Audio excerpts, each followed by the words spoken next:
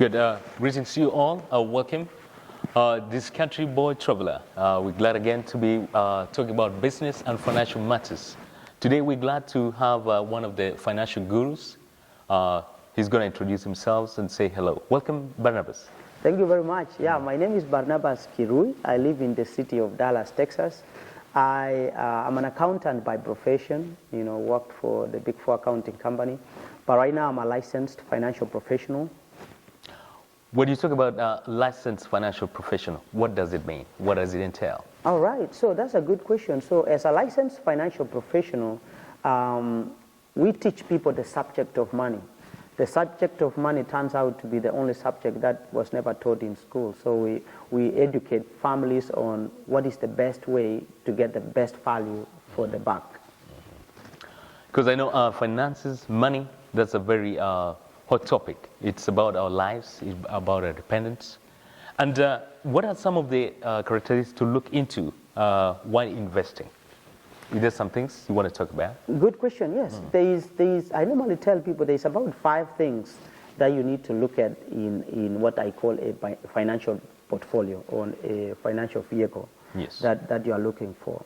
So I'm just going to go through them real quick, 5 of them. The first one is what we call the tax treatment of it.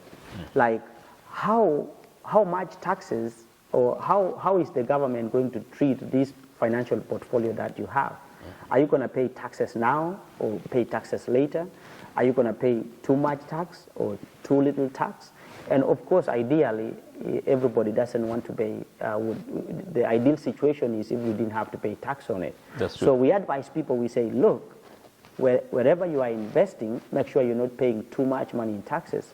The second point is the return on investment. Yes. Like, what are you getting for putting the money in the financial portfolio that you are doing? Okay. So, for example, like, are you getting compound interest? Yes. Or are you barely getting any interest out of it? Okay. So that's very important. You need to make sure that you are getting something out of it that is substantial. So some people put money in the checking account. Yes. Even if it's 100,000, you end up getting like $1 at the end of the year. That's not prudent use of money. So you need to look at the return on investment. The third and very important aspect is what we call the transferability aspect.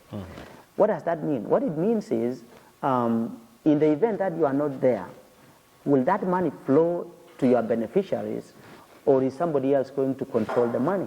So that's the point. And that's where we talk about what we call probate court system. So is it going to go through probate, or is it going to the family directly? Exactly. So that's very important. Yeah. And then the number 4 aspect, which is also very important, is what we call the flexibility versus liquidity. You have money, and you have an emergency, you need that money today. Yes. Are you going to be able to access it, or do you have to go through a long channel to get the money? Correct. Like talk about somebody investing in stocks, you have to post it.